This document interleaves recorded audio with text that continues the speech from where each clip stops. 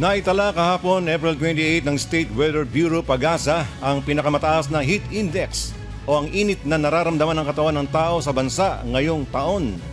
Batay sa tala ng ahensya, 53 degrees Celsius ang nai-record na temperatura sa iba Zambales na tinawag nilang nasa extreme danger level na.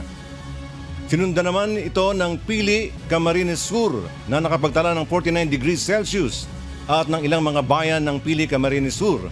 Ganon din sa Muñoz, San Nueva Ecija, Subic Bay sa Olongapo City at Dagupan City, Pangasinan na kapwa nakaranas ng 47 degrees Celsius na heat index. Samantala, bagong record na pinakamainit na temperatura naman ang naitala sa bansa ng Pag-asa sa Metro Manila. Nakaranas nitong Sabado, April 27 ng all-time high record na 45 degrees Celsius heat index sa Ninoy Aquino International Airport o NAIA at 42 degrees naman sa Quezon City Science Garden na kapwa nasa ilalim ng danger level classification.